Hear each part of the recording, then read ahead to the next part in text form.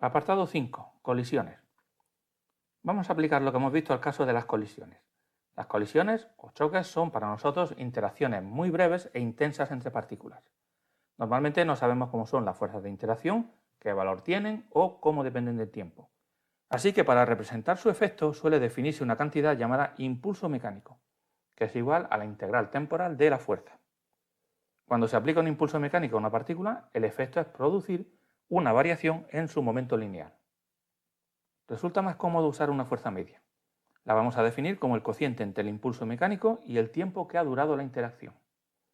La ventaja es que tanto la fuerza real como la fuerza media, actuando en el mismo intervalo delta de tiempo, van a producir la misma variación en el momento lineal. Puesto que ambas fuerzas van a producir el mismo efecto, es mejor tomar la fuerza media porque es constante y más fácil de usar. Como la variación del momento lineal, es decir, el efecto sobre la partícula, lo podemos expresar como el producto de la fuerza media por el tiempo, podemos jugar con ambas variables. Es decir, podemos aumentar o disminuir la fuerza media según nos convenga. Por ejemplo, un boxeador y un karateca pueden producir el mismo delta de P, pero si el karateca da un golpe rápido, la fuerza media será más alta. Por eso un karateca puede romper una plancha de madera y un boxeador con los guantes puestos no, porque los guantes actúan como herbas que aumentan el tiempo de colisión. Ya que hablamos de los herbas, son un buen ejemplo de lo contrario. Un airbag lo que hace es aumentar el tiempo que dura la colisión. De ese modo se reduce la fuerza media, que va a ser la que actúa sobre el pasajero. Los cinturones de seguridad actúan de la misma forma. Los seres humanos tenemos articulaciones, como codos o rodillas, entre otras cosas, para aumentar el tiempo de frenado. Si no fuese así, si caminásemos como los robots de las películas antiguas, cada escalón que bajásemos conllevaría una fuerza muy breve y muy intensa sobre nuestros pies. ¿Por qué tenemos alfombras? ¿Por qué usamos zapatillas deportivas? También por lo mismo, para aumentar el tiempo de deceleración cuando el pie golpea el suelo. Jugar al tenis con zapatos rígidos es posible, pero no es algo recomendable.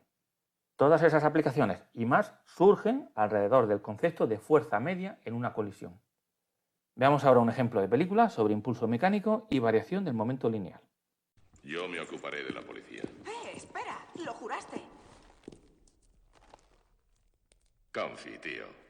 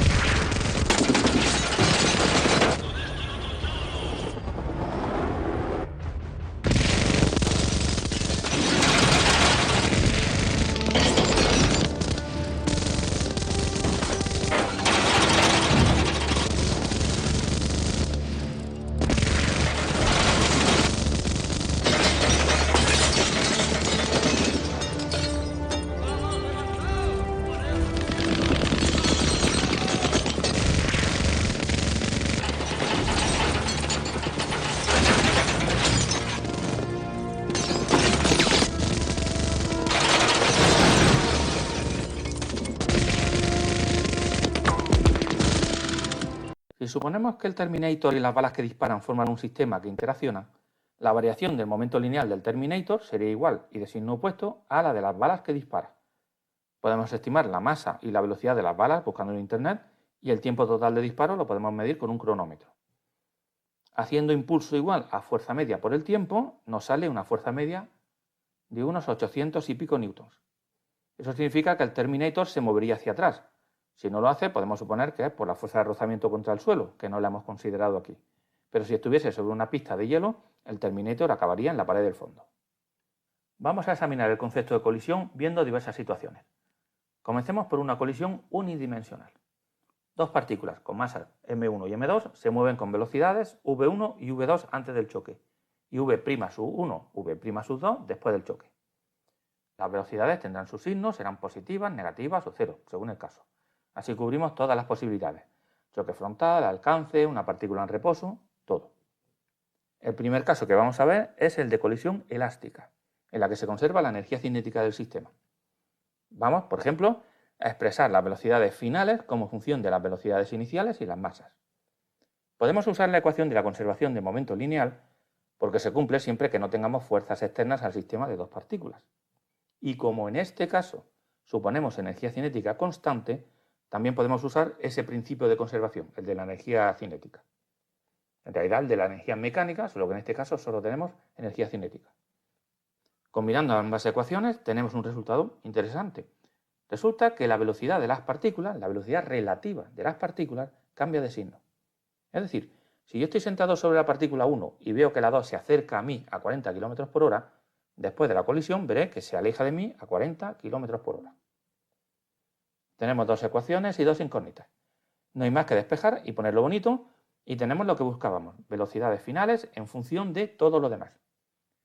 Fijaos que solo hay que aprenderse la primera ecuación, la de la partícula 1, porque la ecuación para la partícula 2 es idéntica, pero cambiando todos los subíndices. Vamos a ver algunos casos particulares de choque elástico unidimensional. Vamos a comenzar suponiendo que las dos partículas tienen la misma masa.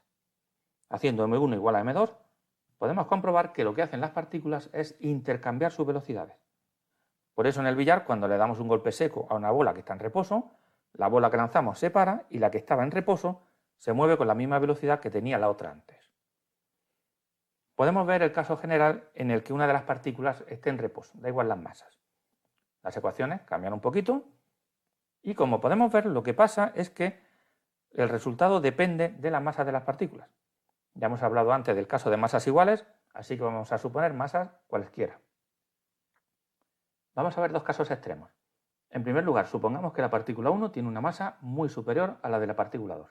Sería el caso de un elefante que va trotando por la selva y de repente choca contra una mosca que está en reposo. Podemos suponer que el elefante no se va a enterar mucho del choque, y así es, porque si hacemos la aproximación de que m1 es mucho mayor que m2, sale que la partícula 1 prácticamente no cambia de velocidad y la partícula 2 sale despedida. Ahora supongamos que sucede al contrario. La mosca está resentida con el elefante y en cuanto lo ve quieto, a por él que va. ¿Qué pasará? Según las ecuaciones, haciendo m1 mucho menor que m2, tenemos que la mosca rebotará con la misma velocidad que tenía antes, pero en sentido opuesto. Y el elefante nuevamente ni se entera, se queda como está. Este ejemplo ilustra el comportamiento de juegos como el frontón o la pelota vasca, donde lanzas una pelota fuertemente hacia la pared. Como la pared está unida a la tierra, hace de objeto de masa infinitamente grande y ni siquiera uno de Bilbao puede evitar que se quede quieta. La pelota, por su parte, vuelve con la misma velocidad con la que chocó contra la pared. Pero no siempre la energía cinética se conserva y no siempre vamos a tener colisiones elásticas. En el caso límite tenemos una colisión totalmente inelástica o plástica, en la que las fuerzas de interacción deforman los cuerpos hasta el punto de que ambos salen unidos. Por ejemplo, dos bolas de plastilina. Esto es un indicativo de que estas fuerzas son no conservativas, de modo que parte de la energía cinética se ha transformado en calor o en otro tipo de energía. En este caso, por tanto, no podemos usar el principio de conservación de la energía mecánica. Pero si suponemos que los dos cuerpos salen de la colisión convertidos en uno, eso nos da una segunda ecuación. La velocidad final de la partícula 1 y la de la 2 son iguales. Podemos usar la conservación del momento lineal, que vuelvo a recordar se cumple siempre incluso para fuerzas no conservativas, con tal de que no haya fuerzas externas, y despejamos fácilmente la velocidad final. Como pasaba antes, el cuerpo con mayor masa es el que influye más en la velocidad final. Si m1 es muy superior a m2, la velocidad será muy parecida a la que tenía el cuerpo 1 al principio. Vamos a verlo en un ejemplo de película, en este caso un ejemplo de mala física.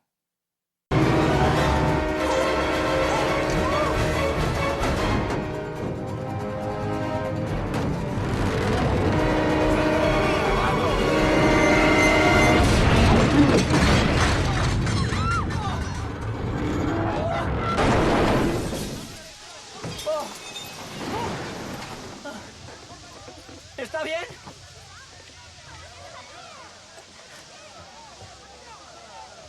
¿Seguro?